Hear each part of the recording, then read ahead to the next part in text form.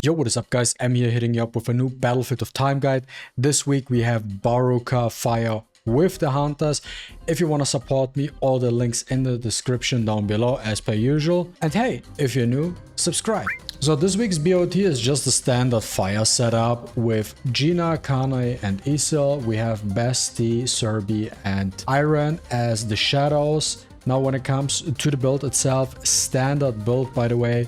Palace, Aqua on Gina, then we have the one-hit kill set Guardian with Behemoth on Kane, and then a breaker set with the new, I forgot the name, Shining Star set on Isil. And then obviously we want to have the skills at level 10. Currently I have Gina's skills all at level 7, same as for Isil as well. I probably would like to have them level 10 for this because sometimes it's a little bit annoying, but outside of that, this is what we have. And also nice to know is for this one, ideally you want to set up a red fire blessing for all of them, because we can continuously trigger the shield effect, and this one gives us a pseudo super armor in the battles, and that's very important because it can be very annoying because they interrupt you. So make sure you use these to not get interrupted, and then make sure to use a fire core, red fire core on Kane as well as a purple core. And that's it for the setup. Let's jump into the breakdown. Now for the breakdown, you wanna dash with Gina around this area right there, and then you want to use her skill 1 and her skill 2 in that order. These ice elves will move to her, but you kind of want to position like that the way she looks at in this direction. The reason is because we want to tag into Kane, and the way her S1 works is kind of funky sometimes. This is how you can actually make sure that you can hit all these minions, let the S1 play out. Then you want to move over this direction, and around this area there's like a little bit of leeway overall. This is where you want to use your skill 2. Now depending on what happens, if it works ideally, what happens in a perfect world, the last hit of the skill 2 will hit the ice elf here on the right. Didn't hit, but I was like, I don't care whatsoever. And then you can follow up, and the core attack usually should then hit the ice elf over here on the left side. And this is all you need to do to make the ice crystal spawn. But in case you don't get the ideal RNG, what I did here right now is the alternative as well. Then you want to just basic attack spam the crystal to death, and then you just stand there in the middle and wait for these ninjas to spawn, and they will do a plunge attack into you. And once they're like all of them almost about at your face, you want to use skill 2 once again, and then you want to stick there as well for the mini boss to spawn, and then you use skill 2 2 more times, and if you get the crits and everything works out, he should be dead. And then you want to QTE into Isil right here.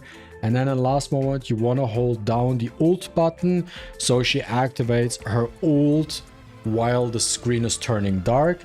And then we are getting to the Baruka phase. Baruka can also be a little bit annoying as well, because as we all know, Baruka has like 3 or 4 or 5, I don't know how many. He has a lot of many different attack pattern, and depending on what kind of attack pattern you get, you are sometimes a little bit faster, sometimes a little bit slower. Really depends on that.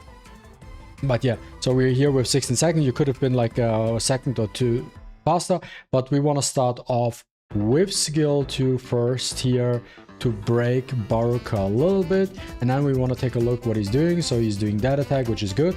We take this opportunity to make a dash to trigger Isil's effect, and then we want to use the S1 followed by a basic attack or even dash. This is now a little bit of freestyle depending on what kind of attack he's using, but around that, when you're about to use all your skills, we want to switch to Gina, and this is where we also around that time frame, if you look at the break bar, somewhere around that halfway through, this is where we want to cast our shadow army as well, so they can land their debuffs and everything, and also like And then we're swapping to Gina. We're gonna use standard skill 1 core attack, followed by skill 2. We already have like 40 stacks of the ESL debuff. And then we want to swap to ESL back, use skill 1 again, core attack. Basically, we're just looking at how far we can push it. And the last instance we want to do is the skill 2. Now I used the core attack again, and once you feel ready, once you have the feeling like, okay, this is now enough for skill 2 to break, you're gonna use your skill 2 and then swap immediately into your Kanae, and then you wanna use S1. If it is timed well enough, as you can see here, for example, you will hit the boss with the skill 1.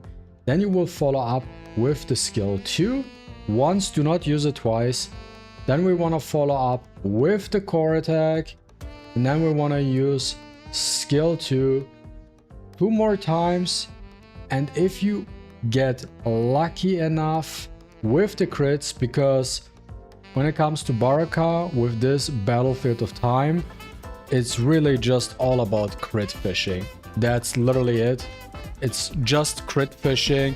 It depends on what kind of attack pattern do you get, what kind of RNG you get, and then can you crit your skills with your Kanae, and that depends, and that decides what kind of time you can get, somewhere around probably 44 to 50 seconds or 52 seconds, really depends on your RNG.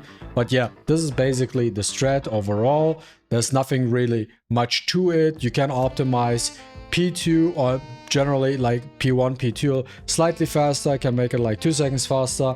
And then also depending on the RNG, you can get phase 3 also a little bit faster, can get it down a couple of seconds as well. And yeah, I leave you with this, guys. If you enjoyed watching this video, don't forget to leave a like and a comment down below. I really appreciate it, and see you with the next one. Deuces. Woo!